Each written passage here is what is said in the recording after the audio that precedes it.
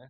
Daniel Goleman é um psicólogo renomado, PhD em Harvard, e ele lançou o seu primeiro livro, que é esse aqui, ó, que é muito bacana para quem não leu ainda, ó, Inteligência Emocional, a teoria de revolucionário que redefine o que é ser inteligente. Ele lançou esse livro aqui para falar que inteligência emocional é o quê? É a eficácia com que as pessoas percebem e compreendem as suas emoções. Esse é o grande problema de hoje, principalmente na crise. A gente quer entender a emoção do outro sem entender a sua própria emoção.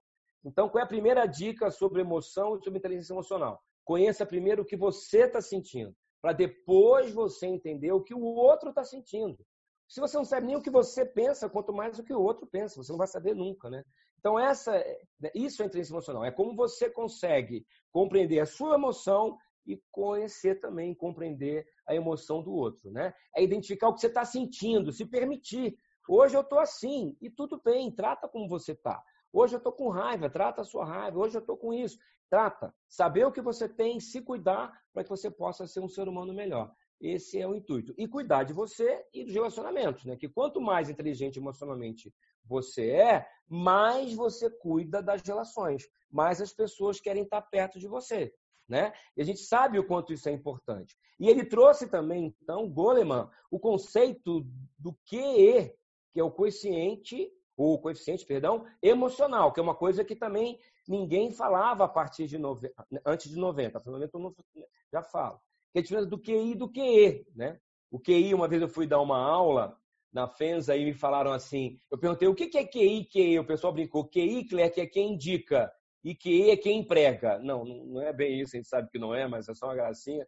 Na verdade, o QI tem tudo a ver com o intelecto, né? Que a gente sabe como é que funciona, é a nossa inteligência e tudo que a gente sabe em relação a saber. E está aí, né? O QI ele é intelectual, ele é temporal, ele é ativo, ele é sequencial, focal, masculino, verbal, lógico, racional. E o QE que vem com essa teoria, e agora já é mais do que prática do Goleman, é diferente, né? O QE ele é sensível, eterno, não linear, feminino, intuitivo, racional, criativo, artístico. Então, ou seja, tudo que é arte, tudo que é pensamento criativo, está do lado do QE. E, propositalmente, o cérebro está coloridinho de um lado e preto e branco, cheio de mecanismo do outro, né? Então, é o QE que faz você ser inteligente emocionalmente. E Goleman diz sempre uma frase que é muito importante, ficou imortalizada, que o nosso sucesso depende 80% do QE. 80% e apenas 20% do QI. E ele falou outra frase que eu gosto muito, que ele diz o seguinte, né? Que com o QI alto você consegue um ótimo emprego. Com um QE alto você consegue ser promovido. Porque o QE é o que cuida dessas relações entre as pessoas, dessa relação, como é que você se relaciona contigo e com as pessoas que você está junto. E aí você consegue virar um líder a partir daí, né? Tem gente que é muito inteligente, tem um QI elevadíssimo, mas não consegue se relacionar com as pessoas, porque o QE dela é baixo. Aí ele é muito inteligente, ou ela, mas não consegue se relacionar com as pessoas. Portanto, o que tem pessoas levantando a mão aqui. Se você quiser perguntar, eu não consigo identificar o nome da pessoa, mas se você quiser perguntar, por favor. Tá, eu não entendi, Fê, falhou a tua ligação. Levantaram a mão agora, eu acho que para fazer perguntas. Eu vou pedir para o pessoal, quando vocês quiserem fazer perguntas, para ficar melhor a dinâmica, escreve aqui dentro do bate-papo que eu vou filtrando as perguntas e passando para o Cleto, tá bom, pessoal? Fica mais fácil. Fica mais fácil colocar no chat, né, que a gente consegue responder. Então, para eu fechar esse bloco, para a gente começar a falar de inteligência emocional, de QI, de QE, a gente sempre faz uma brincadeira, eu faço uma brincadeira e falo, gente, o que é equilíbrio emocional? O que vem na cabeça de vocês quando eu falo equilíbrio? Aí todo mundo fala, uma balança, legal. Então, equilíbrio emocional, entender de inteligência emocional não é ser uma pessoa emocional ao extremo, não é isso. É entender, né, o balanço que você tem que ter entre QI e QE. Hora que você usa QI, a razão, e hora que você usa QE, a emoção, né? Goleman fala que o QE cola a razão, a emoção é o tal do equilíbrio emocional, onde você tem os dois. Você sabe quando vai ser razão e você sabe quando vai ser emoção. Você está numa reunião na empresa, vai apresentar um relatório. É QI puro. Se o número for ruim, você vai ficar chorando. Ah, meu Deus do céu, foi ruim. Não dá, é QI puro. Você tem que explicar racionalmente. Você vai demitir um funcionário. É só QI? Não, você tem que saber de QI. Como é que vão estar as tuas emoções do funcionário, né? E só para a gente dar sequência, a gente sabe que no ano passado e neste ano, no Fórum Econômico Mundial, né, que é um evento que acontece, vocês sabem, na Suíça, eles elegeram as 10 competências do profissional do futuro. Olha, impressionante, hein? Para um profissional do futuro ter sucesso, ele tem que ter 10 competências, não no Brasil, no mundo. Quais são? Estão aí as 10. E a inteligência emocional aparece em 6ª competência. Então, ou seja, quem nunca deu atenção a esse tema, é a hora, é agora. Se você não for inteligente emocionalmente, dificilmente você vai conseguir seguir nessa época de pandemia, nessa confusão toda que está instaurada em nosso país, né? Então, ser inteligente emocionalmente ajuda a gente agora, nesse momento da crise, e ajuda a gente lá para frente, como é do futuro, vai servir para a gente para sempre, o nosso trabalho, nossa vida pessoal e profissional também, entendeu? Tá certo? Tem uma pergunta aí, Fê? Você está no mute. Voltou. Oi. Não tem pergunta, mas a Maria Emília, ela está dizendo que também gosta do livro Agilidade Emocional e ela também está citando a Susa David, que é PhD. Show.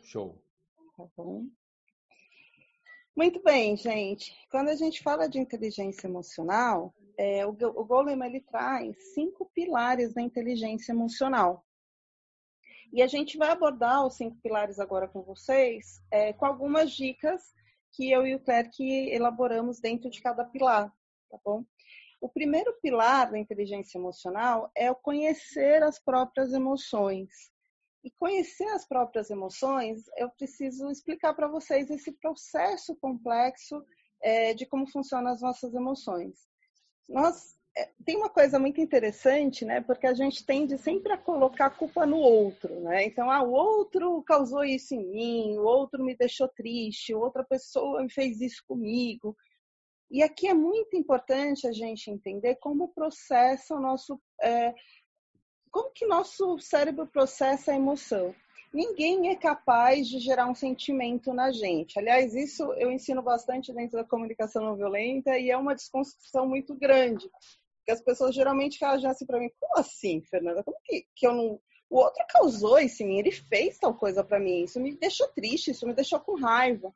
Eu vou explicar para vocês um exemplo para ser mais didática. Imagina o seguinte, que eu marquei com o Clerc aqui uma reunião e ele atrasou 1 hora. Só que vamos supor que nesse momento eu estou cheia de coisa para fazer, eu estou com um monte de e-mail para responder, um monte de coisas para fazer, e eu, dentro do meu sistema de crenças, eu entendo que as pessoas também estão cheias de coisas para fazer. Então, o que eu vou sentir? Eu vou sentir alívio, eu estou me sentindo aliviada nesse momento. Mas vamos supor a mesma situação, que ele atrasou 1 hora comigo, só que eu estava super angustiada, precisava muito falar com ele, ele é o meu melhor amigo, que eu precisava tanto conversar, e o fato dele atrasar faz com que eu só tenha 10 minutos para falar com ele agora. Eu vou me sentir frustrada, eu vou ficar triste, e aí no meu sistema de crenças eu entendo que se ele também me considera como a melhor amiga, ele ia me priorizar acima de tudo, então eu vou ficar, além de frustrada, decepcionada, eu vou ficar arrasada. Porque, nossa, a amizade que eu botei tanta fé, tanta energia, olha só. Agora, a mesma situação, vamos supor que eu tenho um sistema de crenças de que eu aprendi que horário é sinal de respeito e que se a gente marcou é porque aquilo é importante. Se ele não apareceu, se ele está demorando 1 hora, é porque ele está me desrespeitando. E isso é um absurdo. E eu fiquei tão brava, mas tão brava, que eu não quero nem olhar mais o Clerc na minha frente, nem vou fazer mais negócios com ele. O que eu estou mostrando para vocês é que existe um processo que gera o sentimento, gera a emoção. Existe estímulo, né? Só que vocês viram que o mesmo estímulo ele pode causar várias emoções diferentes, de acordo com o meu sistema de crenças e de acordo com as necessidades que eu tenho naquele momento. Então, o processo das minhas emoções não vai... claro que o processo, vamos dizer, a crise, eu estou dando um exemplo de uma pessoa, mas as circunstâncias externas, elas vão me afetar porque elas estimulam. Mas imagina que este estímulo em mim, ele é diferente do que para outra pessoa. E se eu estou numa necessidade, neste momento, diferente da sua, eu vou ter um sentimento diferente. Se meu sistema de crenças for diferente, outro sentimento, outra emoção. Então, conhecer as próprias emoções é entender que a gente cria o mundo de acordo com o que a gente percebe nesse processo que eu acabei de explicar para vocês. E se isso interfere, imagina o seguinte, que uma situação como essa que a gente está vivendo, da crise, ela vai variar muito de pessoa para pessoa. Se a pessoa está numa necessidade muito grande financeira, se ela está numa realidade diferente, se o trabalho dela foi afetado ou não, se o sistema de crenças dela, e a gente está trabalhando um pouquinho aqui, esse processo do sistema de crenças e da percepção de vocês. Então, dependendo da forma que vem, vai vir diferente. Aí você fala, mas eu sou consultor, um exemplo, né? E o outro consultor também tem uma situação super parecida com a minha, mas eu tô ali, sei lá, o outro consultor tá ali de boa, fazendo acontecer, e eu entrei em depressão. Por quê? Como eu disse para vocês, a forma que eu percebo o momento vai fazer muita diferença. E neste processo, nesse sistema de crenças, a gente precisa... e aí que entra o que o Daniel Goleman fala, de conhecer as nossas emoções, conhecer este processo, esse sistema como um completo. Então, imaginem o seguinte, a gente tem a crença... Vou dar aqui um exemplo, tá? Então, a gente tem a crença central, eu sou incompetente. Né? Ou nessa crise que eu ouço muita gente falando, não tenho o que fazer, fica em casa e não tenho o que fazer. Ficar em casa tem que ficar, a gente sabe, não vou entrar nessa questão, mas assim... Estou lá naquela crença. Minha crença intermediária fala assim, se eu não entendo algo perfeitamente, então sou burra. E aquela situação, de repente, que eu estou lendo um livro, tentando aprender uma ferramenta nova, eu começo a ter um pensamento automático, que é difícil demais para mim, que não dá, que eu nunca vou conseguir entender aquilo. E aí a minha emoção gera a tristeza, uma frustração, uma incapacidade, né? E o meu comportamento faz com que eu feche o livro e isso vai fisiologicamente ter um peso grande para mim abdominal. Esse exemplo que eu estou dando para vocês é o processo como que a gente consegue lidar com essa inteligência emocional com este processo.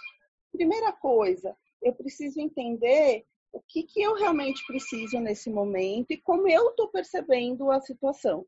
Então, a partir do momento que eu entendo, sem julgamento, como que é o meu processo e por que eu estou sentindo aquilo, fica mais fácil de ressignificar a situação e, com isso, fazer mudanças substanciais que mudam o meu comportamento.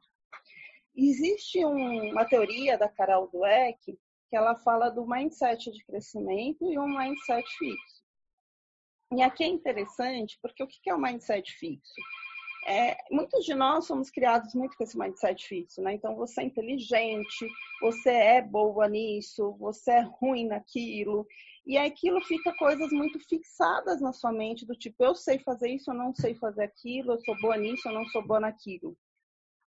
O mindset de crescimento, em contrapartida, é quando você acredita que você é capaz de entregar qualquer coisa desde que você se esforce, desde que você tenha uma dedicação para aprender e fazer aquilo acontecer. Claro que a gente tem talentos, aptidões e coisas que a gente tem mais facilidade naturalmente. Mas quando eu tenho um mindset de crescimento, eu começo a enxergar que qualquer desafio é possível. A Carol Dweck, ela coloca no livro dela, Mindset, que aliás eu deixo aqui a dica para vocês, que todos nós temos momentos que ficamos no mindset de crescimento, tem momentos que a gente fica no mindset fixo. A questão é que quanto mais a gente criar dentro do nosso cérebro essa possibilidade de um mindset de crescimento, mais a gente se sente capaz de sair de situações complexas. Então, por exemplo, agora na crise, se eu falo assim, mas eu não tenho aptidão com essas ferramentas online, aí meu mindset fixo me paralisa e eu entro naquele sistema de crenças que eu falei para vocês, E meu sistema de crenças automaticamente começa já a me travar e isso vai afetar todo o meus sentimentos, minhas emoções. E como a gente está dizendo aqui, todo o processo emotivo, os seres humanos são seres emotivos, vai fazer com que a gente se paralise, que a gente não tenha ações, né? Então, quanto mais a gente desenvolver esse mindset de crescimento, melhor. E, inclusive, no livro dela, ela dá testes, tem várias coisas que a gente pode medir essa questão do mindset de crescimento. Eles estão pedindo para pôr a apresentação em modo apresentação, só que como a gente está acompanhando a sala de bate-papo, deixa eu só ver se dá certo. Deu certo. É que vocês conseguem ver ela inteira sem cortar? Conseguimos. Fê, tem uma pergunta aqui que eu acho que tem muito a ver com o que você está falando. Se eu interrompi, desculpa, mas eu acho que tem a ver. Eu acho que conecta. Uma pessoa perguntou assim, eu não estou vendo o nome, que está com o MacBook, mas ela botou assim, gostaria de saber o que pode ser feito de modo urgente a nível pessoal neste momento de crise extrema. Extrema. É o André, ele está escrevendo aqui. André, é o MacBook Pro. André, é uma boa pergunta e esses dias, inclusive, eu estava numa live, tinha 2.000 pessoas e eu estava até comentando com o Clerc um pouquinho antes da gente começar, que a pessoa me perguntou a mesma coisa e ele era um fotógrafo. Uma das coisas que a gente tem feito, eu e o Clerc, e que pode ser um mindset de crescimento aqui. Dentro do nosso sistema de crenças, a gente vive muito essa questão do capitalismo, da escassez, não tem para todo mundo. Então, a gente acaba vendo pessoas que fazem coisas parecidas com a gente como uma pessoa que é concorrente. Porque, né, vou compartilhar o que eu sei com a pessoa, os meus macetes, a experiência que eu tenho. Só que, nesse momento, é uma desconstrução muito grande, porque a gente não sai sozinho disso. E, por exemplo, eu e o Clerc, a gente começou a compartilhar nossos conteúdos, nossas experiências, não só nós dois, com outros consultores. Por quê? Porque juntos a gente começou a pensar em soluções. Como que a gente transforma o que a gente faz nesse mundo digital? Como que a gente atende empaticamente as dores de outras pessoas para realmente o nosso serviço ter uma entrega de valor substancial? Só que isso não vai vir sozinho. E muito difícil que alguém de outra área te dê uma solução pronta da sua área. Então, o que a gente funcionando muito bem com a gente? Você colher possíveis concorrentes como possíveis parceiros para que vocês pensem juntos em soluções criativas de como entregar um novo serviço, um novo produto com entrega de valor dentro deste processo que a gente está vivendo. E isso é uma maneira da gente ter um mindset, de desenvolver esse mindset de crescimento, porque aí a gente começa a perceber que somos capazes de se reinventar, de se reinovar e, principalmente, de ter uma conexão empática para quem a gente está entregando o nosso trabalho. Então, essa é a dica que eu deixo aqui para você. Não sei se te respondi, André. Tudo bem? Grato. E aí a gente entra no segundo, que é controlar as emoções, que eu vou deixar aqui com o Clerc. Foi uma passada de bola interessante, Fê, porque tem uma pergunta aqui da Maria do Carmo que fala o seguinte: qual é a competência mais importante neste momento de retomada, né? E a gente está navegando pelos pilares, né, do Goleman, pelos determinantes dele, né, para ser inteligente emocionalmente. A Fê falou do primeiro, que é o autoconhecimento. Eu vou falar agora do segundo, que talvez responda a pergunta da Maria do Carmo, ela depois retoma com a gente se não respondeu. Controlar as emoções, que é o autocontrole. É a parte mais difícil dessa história, né? A gente está sendo bombardeado por um monte de informações. E aí eu, Clerc, adoto o seguinte modelo. Eu assisto a um noticiário por dia e ponto, para eu poder me atualizar. A gente precisa disso, né? De estar sempre sabendo do que está acontecendo. Mas tem gente que fica com a TV ligada vendo 50 noticiários. Ou seja, olha quantas informações. Lembra que eu falei lá das emoções? Que o cérebro recebe um monte de input. Se você está vendo todo dia isso, as suas emoções vão subir a um nível que vai ser impossível o controle. Então, você precisa pensar como você faria o controle das suas emoções neste momento que estamos vivendo, né? que está aí, vocês estão vendo que controlar a emoção é a habilidade para você segurar a rédea da emoção quando ela está surgindo, quando ela está aparecendo, né? Então, como é que eu consigo, quando tem alguma coisa que eu tenho que falar alguma coisa em casa agora, criança correndo, mulher, marido gritando, aquela confusão toda, como eu faço para segurar a emoção, controlar a emoção e falar a coisa certa para que a situação não se incendeie mais, né? Esse é o nosso grande X da questão, né? Como eu consigo me controlar? As pessoas de sucesso sabem muito mais fazer isso. As pessoas de sucesso hoje, elas têm muito mais autocontrole e são mais equilibradas. É difícil, não é fácil, né? A gente traz sempre, o Daniel traz o Daniel Goleman, olha que intimidade, Daniel, né? O Goleman traz o sequestro da amígdala como sendo o grande causador desse momento de explosão, né? Aí está o cérebro desenhado, e onde está a amígdala, que é esse desenho que parece uma amêndoa, né? Eu não sou psicólogo, desculpa, mas né, eu estudei a teoria dessa forma, mas parece uma amêndoa, e ali que estão as emoções, né? Quando a amígdala é sequestrada, ela sequestra tudo que você pode ter de razão, e ela manda a emoção diretamente para o neocórtex, que é quem vai fazer a execução. Então, ou seja, é aquele momento que acontece alguma coisa contigo em casa agora, você está super nervoso ou nervosa, e alguém fala alguma coisa que você não gostou, ou que você já não gostaria antes, mas agora, então, mais ainda. Você está na tampa. E aí vai subindo, subindo, subindo, subindo, subindo, é a amígdala tentando te inflamar, né? O que você tem que fazer?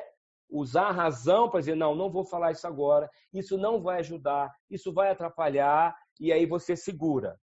Quando ocorre o sequestro, é quando a amígdala sequestra tudo e ela vai para frente. E aí você fala, eu acho que você é isso mesmo, e começa a discussão, a brigar, e aí normalmente, segundo Daniel Goleman, quando isso acontece e a amígdala volta ao seu estado normal, vem aquele pensamento de, nossa, por que eu fui falar isso? Nossa, por que eu fui fazer isso? Não precisava. Vem um arrependimento. Então, normalmente, quando você tem essa emoção, é porque a sua amígdala foi sequestrada e você colocou a emoção direto no negócio. Eu sempre conto um caso também, que eu estava uma vez visitando aqui na Paulista e eu parei numa das ruas paralelas atrás de um táxi. Eram umas 10 horas da manhã e estava o sinal fechado e eu vi um rapaz passar pela minha janela aqui e bateu no táxi, assim, bateu no vidro, ele desceu, o motorista, e eles começaram a conversar. De repente, gente, o rapaz cuspiu no rosto dele, do taxista. Puxou, né, um cuspe, um líquido que veio não sei de onde, cuspiu nele. E começaram a discutir, aí eu logo me afastei, falei, vai dar briga. Mas não, o cara foi embora e o rapaz foi embora para a vida dele. Ou seja, o que leva um ser humano a cuspir? Aí eu escuto muito, Cleque, mas vai ver que ele fechou, vai ver que ele... Falei, mas esse vai ver que ele... E se o taxista tivesse saído e tivesse batido no moço, matado o moço, a gente ia falar, mas também ele cuspiu nele. Não tem uma justificativa para controlar a emoção. Você tem que ser o primeiro. Senão, gente, pode ser uma coisa desenfreada, a gente não consegue saber o que o outro vai fazer em relação a isso, né? E aí vem uma pergunta, fala, Cleque, tá bom, você falou isso das emoções, o que você me dá de dica? Tem várias dicas do que você fazer para você poder se controlar essas emoções. Lembra daquela da vovó que ela falava? Conte até 10. Pois é, existem algumas teorias que dizem que o cérebro precisa de 90 segundos para processar uma decisão. Não é a decisão, pelo amor de Deus, hein? Se tudo fosse maravilhoso com 90 segundos, eu ia estar trilionário. Não é isso. Mas ele tem, em 90 segundos, alguma resposta que, de repente, pode ser melhor do que aquela no ímpeto. Então, ou seja, se você esperar 1 minuto e meio, pode ser que melhore a situação. Então, a ideia é como eu consigo fazer que dá esse tempo mental, né? E aí tem várias técnicas, mas uma delas que eu gosto de usar, Clerque uso, é o seguinte, eu poder inspirar contando 4, fazendo 4 inspirações, 1, 2, 3, 4, prendo o ar por 3 segundos, só 3, senão eu morro, 3 segundos, e solto em 6 tempos. Então, vamos lá, ó. 1, 2, 3, 4. 1, 2, 3, 4, 5, 6. Isso me acalma. Isso me deixa pensar um pouco que tipo de emoção eu vou externar, se eu consigo controlar. Normalmente eu consigo controlar a emoção a partir daqui. Isso é o que eu uso. Tem várias técnicas que eu sugiro a vocês que comecem a pesquisar, né? Quem já leu Mindfulness sabe que também tem muita coisa bacana lá no Mindfulness para você poder dar uma clareada na cabeça enquanto a tempestade acontece. Às vezes está em casa uma brigalhada, uma confusão, você tem que centrar, conta, respira e fala. Se você entra no furacão, você vai rodar junto com ele e com certeza você não vai ser a pessoa que vai ser inteligente emocionalmente e segurar a situação, né? Eu gosto de falar muito também, para a gente poder passar para outro assunto, sobre a fábula do muro. Eu acho que muita gente já ouviu falar, Fê, passa aí para mim. E é só para ratificar para quem já conhece, quem não conhece, é o seguinte, né? Um homem tinha um filho que ele estourava muito, brigava com todo mundo, falava o que pensava e tinha muitos inimigos. E ele tinha no fundo da casa dele um muro muito bonito de madeira. Ele chamou esse filho e falou: olha, filho, vou lhe dar aqui uma caixa com muitos pregos. Cada vez que você estourar com uma pessoa, brigar, gritar, e você não se controlar, você vai lá naquele muro e bate um prego. Tudo bem? Daqui a um mês a gente conversa. Ele voltou depois de um mês e falou: pai, olha só o muro, pai. Está repleto de pregos. Como eu me aborreci esse mês, como eu chorei, como eu fiz as pessoas chorarem. Ele, então tá bom, filho. A segunda tarefa do segundo mês. Cada vez que você se controlar emocionalmente, não explodir, você segurar a sua emoção, você vai lá no muro e arranca um prego. Fechado? Vamos lá? Aí 30 dias se passaram e ele voltou para o pai. Pai, estou orgulhoso, nenhum prego no muro. Olha que lindo, não tem nada, está muito bacana. O pai falou: muito bem, meu filho, parabéns. Mas antes de acabarmos essa nossa conversa, vai lá atrás no muro e vê o buraco que o prego deixou. Moral da história: se você estoura, por mais que você vá lá contornar a situação, você já marcou a pessoa. Então não adianta. É melhor você pensar antes de estourar. E depois de estourar, a pessoa vai até aceitar a desculpa, dependendo da relação, mas você marcou a pessoa para sempre. Por isso é tão importante esse segundo ponto do Goleman, que é o autocontrole, que tem mega a ver com a pergunta que eu vi ali. Como eu faço isso? Eu preciso exercitar isso. E aí vem o esvazia sua mente para a gente fechar o tema, que é esse tal que eu falei do Mindfulness. Dei uma anotada, eu vou até escrever aqui depois, quando a Fê estiver falando. Busquem informação, porque tem muita coisa bacana que vai fazer você esvaziar a cabeça e dar uma relaxada. Essa da respiração eu faço, é ótima. E tem outras, cada um vai ter a sua, cada um é um. Tá bom? Uma pergunta aqui, Claire, que o André está fazendo. A gente tende a achar que todas as relações profissionais e pessoais serão alteradas depois que a tormenta passar. Qual que é a melhor maneira que podemos fazer para que esse período de retomada seja o mais rápido e indolor possível? Tem uma coisa, André, que tem a ver com a gente, né? O que tem a ver com o externo, eu não posso fazer nada, né? A gente tem mais que torcer, cada um com a sua crença, rezar, alguma coisa que a gente tem que fazer para que a gente saia dessa crise. A gente sabe que os países que tomaram menos cuidado hoje estão sofrendo mais. Uma coisa é certa, a gente está tomando muito cuidado. Vamos torcer para tudo dar certo. Em contrapartida também, eu tenho uma sobrinha que é médica e ela falou que muita gente não está sendo testada. Então, a gente não sabe se o número que está aí é o número de verdade, né? Então, tudo isso está lá fora. Eu não posso fazer nada, né? O que eu posso fazer para que isso melhore é eu me tratar nesse período. É muito do que a Fê falou do mindset de crescimento, né? É o que eu posso fazer, porque o que está lá fora eu não posso fazer nada. A empresa vai mudar a relação minha enquanto trabalhador? Não sei. Eu vou ter redução de salário? Não sei. Eu sou autônomo, vou ter emprego online? Não sei. A gente não sabe. Então, esse não sei provoca um distúrbio emocional muito grande na gente. O que a gente tem que fazer agora é isso que vocês estão fazendo. Né? É o que eu faço, é o que a Fê faz. É se alimentar de informação. Porque as informações que a gente se alimenta dão uma tranquilidade um pouco maior para a gente. Né? Primeiro, o seguinte, eu vou falar isso na automotivação, mas são as frases positivas que ajudam muito. Eu tenho ouvido muito isso. Vai passar.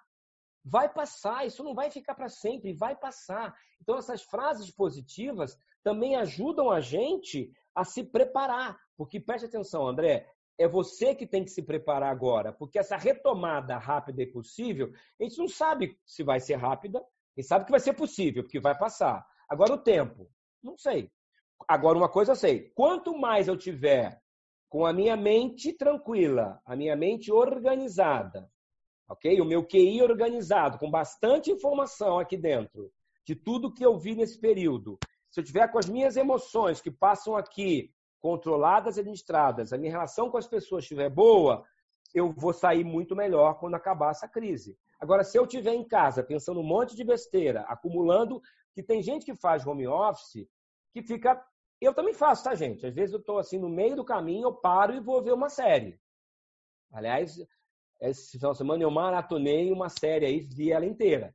Eu também faço. Mas tem gente que fica em casa vendo série, vendo filme, vendo jornal, vendo telejornal. Ou seja, ok, não é proibido, mas, cara, se alimenta. Alimenta a tua cabeça, alimenta o teu cérebro, alimenta o teu coração com coisas. Assista live, webinar, participe. Claire, que até para... eu vou ler a pergunta da Silene, eu gostaria de adicionar um comentário. A Silene está falando assim, eu tenho um espaço com profissionais de beleza, eu sou responsável na administração, e agora elas estão me passando que estão sem dinheiro. Como agir nesse momento? Como posso agir emocionalmente com elas? Eu vou aproveitar, somar um pouco do que o Pepe está falando, e eu acho que pode ajudar bastante esse ponto de vista, Silene. A gente sabe que é uma situação complexa e que realmente tem profissionais, tem algumas profissões que estão sendo mais prejudicadas do que outras. Por que eu estou dizendo isso? Porque tem um viés da empatia de que a gente tem a sensação de que para o outro é parecido do que está acontecendo com a gente e que a nossa dor é maior do que a dor do outro. Então, é claro que quando a gente começa a ouvir várias histórias, a gente fala, bom, é difícil. Como que a pessoa vai se reinventar no mundo online, sendo que a ação dela é, sei lá, ela é manicure, ou ela é um cabeleireiro. E aqui, talvez, não seja todas as respostas online, mas seja a gente reinventar formas de atender. Então, por exemplo, uma das coisas que virou memes e tal, né, que as pessoas estão em quarentena em casa e que o pessoal vai sair com o cabelo branco, todo destruído, né, aquelas coisas todas.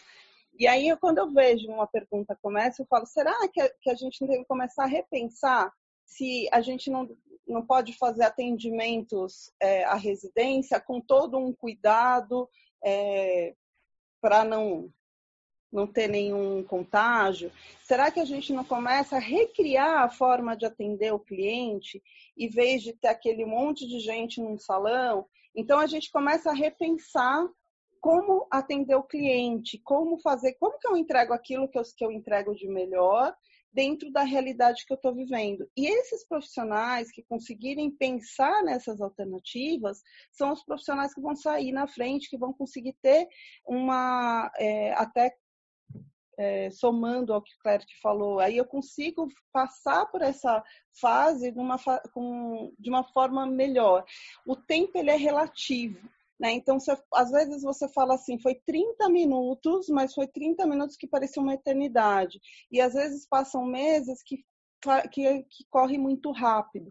Então, a relatividade do tempo também está na sua capacidade de enxergar a situação com olhos diferentes e perceber de forma diferente. Por isso que isso que a gente está dizendo agora, de trabalhar a inteligência emocional para que você fique centrado e você comece a mexer no seu QI para encontrar soluções, é tão importante. porque aí você consegue passar por essa fase de tormenta de uma maneira mais amena, né? Sim.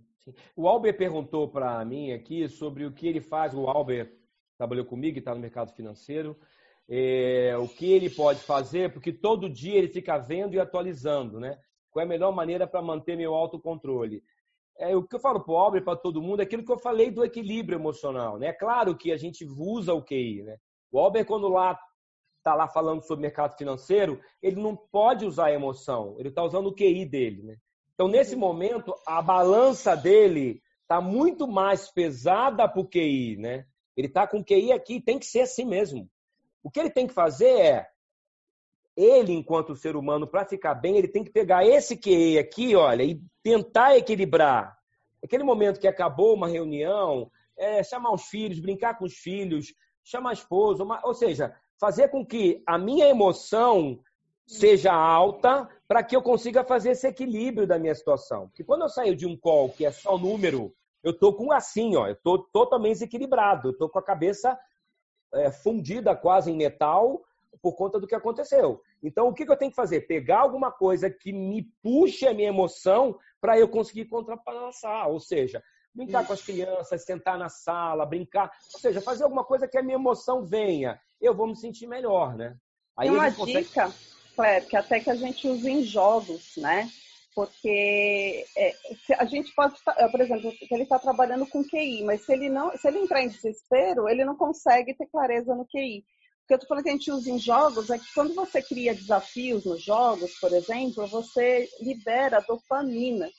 E dopamina faz com que a gente tenha essa energia de fazer acontecer, né? De motivação, de fazer ação.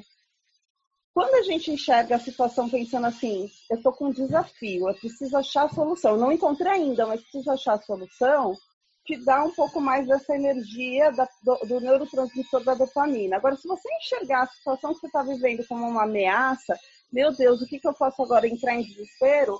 O processo é inverso. Você trava e você não consegue desenvolver todo o seu potencial de QI para a solução, inclusive no financeiro, né? Sim, sim. Pois é. Bem, vamos lá. A gente tem aí o terceiro pilar, né? Que é a automotivação, do Daniel Goleman, né? E o que é essa automotivação, galera? A automotivação é você, né? Auto, já está dizendo, né? É a tua habilidade de orientar o teu comportamento de forma autônoma, está escrito, para alcançar os seus objetivos, né? Eu digo que a automotivação é aquela corrente de energia que passa do teu dedinho do pé até o último fio de cabelo. É o que te energiza, né? É o que faz você ficar bem, para cima. E é você que tem o comando dessa automotivação. Você só vai conseguir ser inteligente emocionalmente falando se você for uma pessoa automotivada. Não é a Alice no País das Maravilhas. Oh, lindo espelho, não é isso, não é isso. É você ver as coisas que estão acontecendo de uma forma positiva. Como, por exemplo, olha que bacana hoje, como estamos muito mais próximos das pessoas. Como a convivência está sendo gostosa. Olha, eu nunca imaginei que fosse ter um concerto pela janela, concerto de música, pela janela num bloco de apartamentos.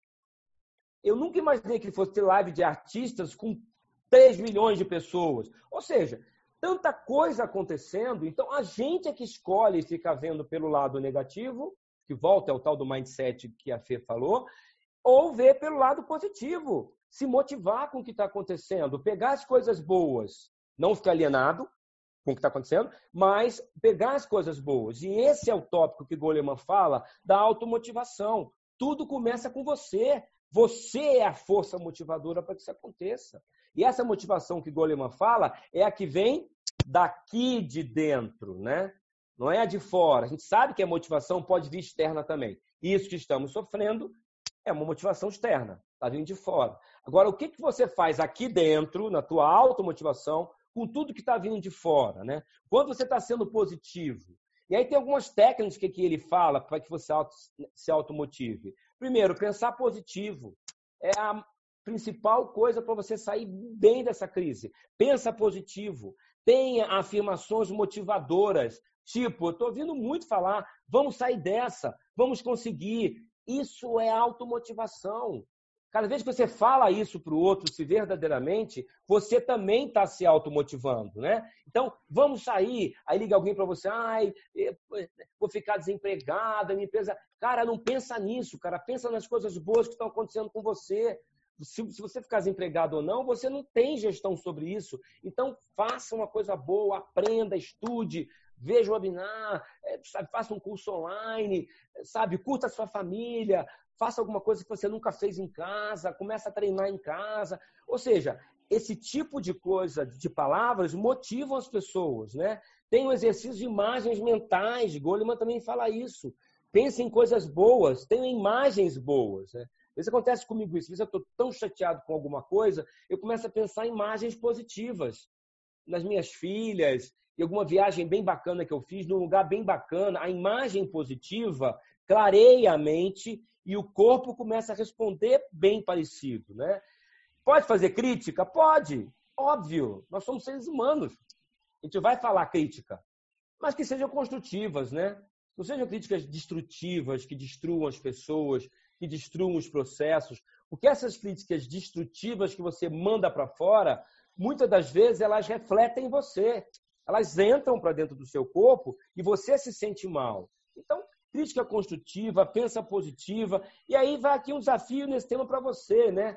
Quais são as palavras motivadoras que você vai fazer para sair dessa crise? Você e sua família. Escreve. Acabou o webinar? Bem, peraí, Claire que falou que eu tenho que escrever palavras motivadoras, que vão motivar eu e a minha família a sair dessa crise. Escreve as palavras. Cola na geladeira, cola na parede, no armário, no espelho.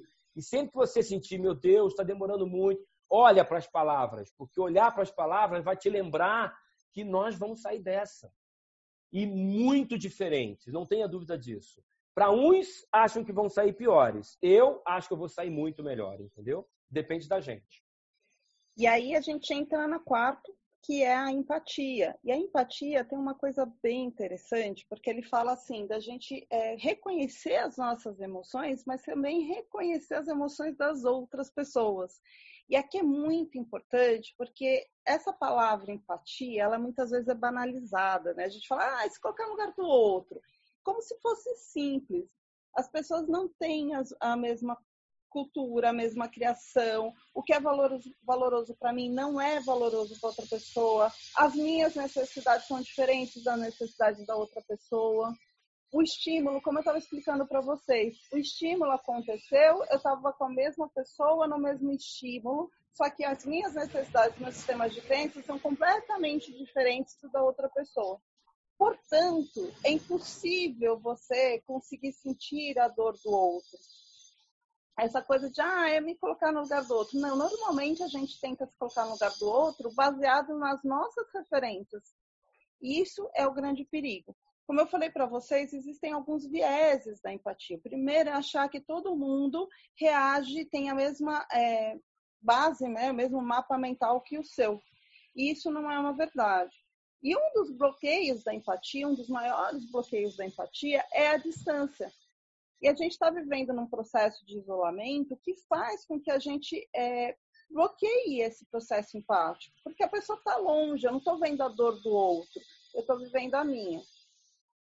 Então, esse processo de perceber, reconhecer a emoção do outro, ele exige que você entre, você perceba, não necessariamente você concorde, porque não é o seu padrão, mas entender que a outra pessoa tem uma lógica diferente da sua. E se ela tem uma lógica diferente da minha, se para ela aquilo funciona diferente do que para mim, eu preciso respeitar.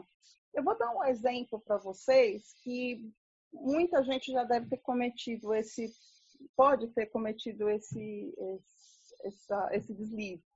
Mas, por exemplo, você está lá com seu filho adolescente ou sua filha que é criança e aí ela conta um problemão para você e aquele problemão, na verdade, você olha e fala, isso é bobeira, não, você não sabe nada da vida ainda. A gente para pensar nisso, né?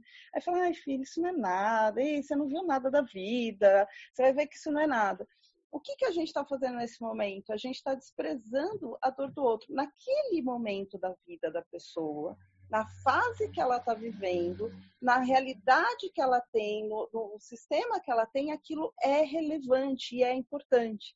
Se você já está numa outra idade, você está numa outra vivência, com outra experiência, você já sabe que aquilo vai passar e que vai ter outras coisas mais importantes, não pode tirar a dor do outro.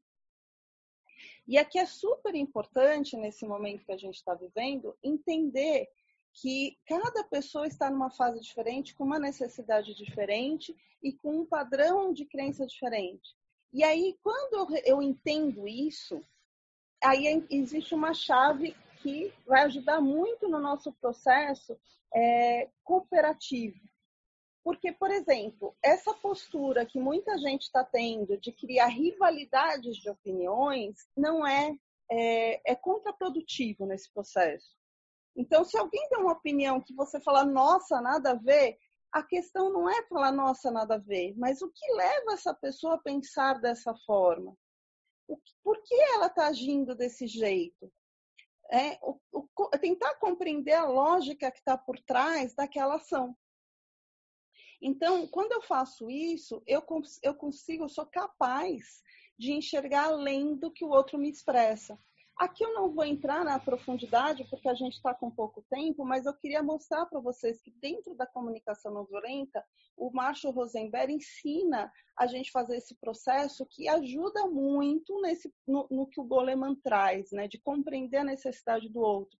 Porque quando eu observo a emoção da outra pessoa, eu também observo que por trás desse sentimento existem necessidades, que é esse processo que eu estava explicando para vocês.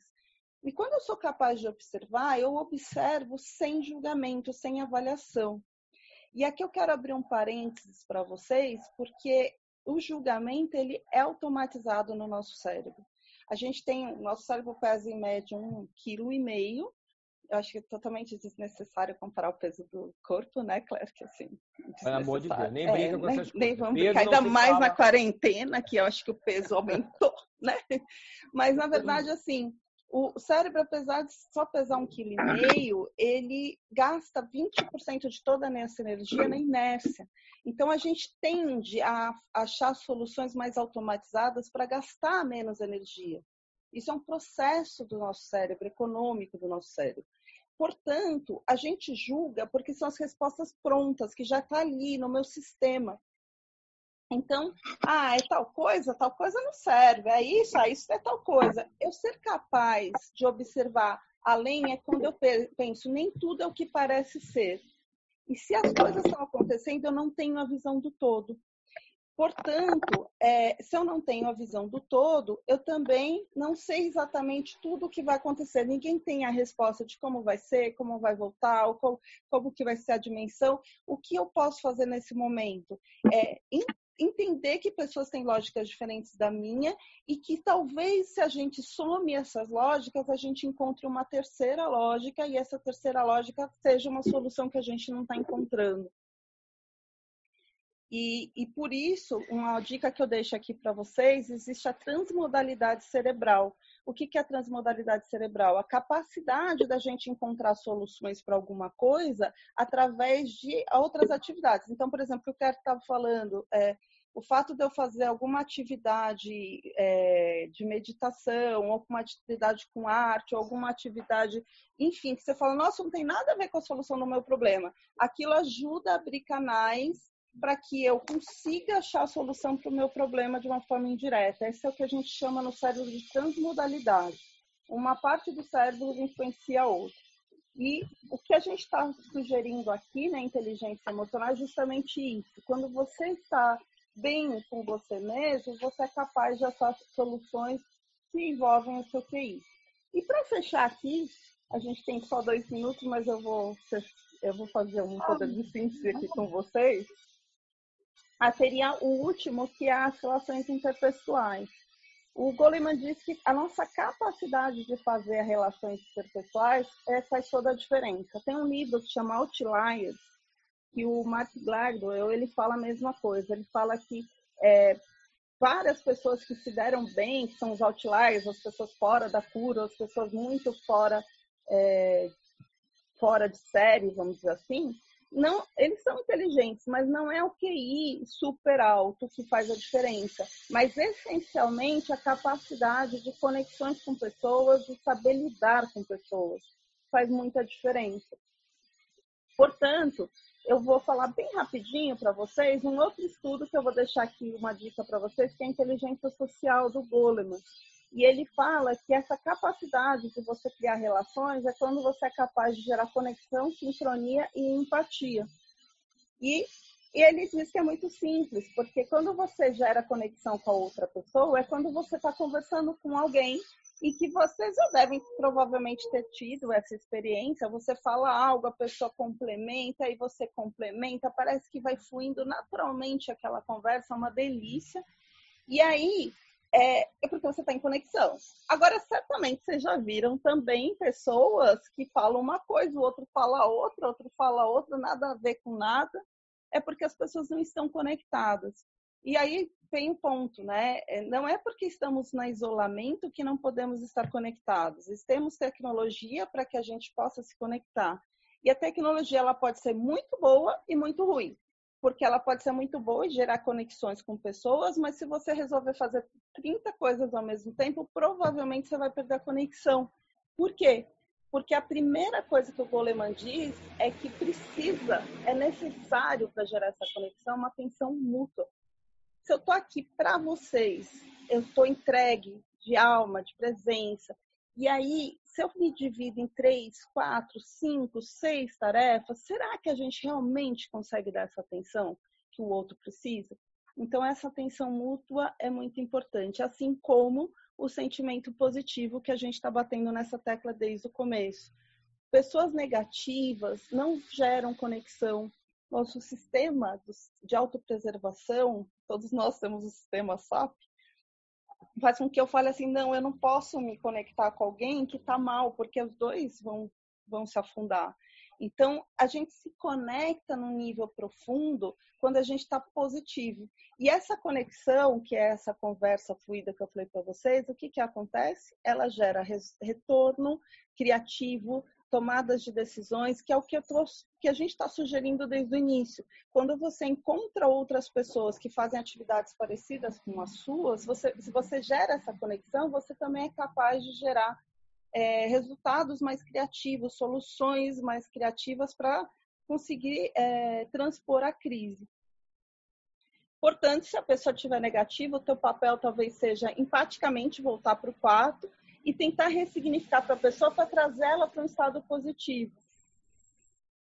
E aí, quando a gente entra em conexão, a gente também entra num processo de sincronia.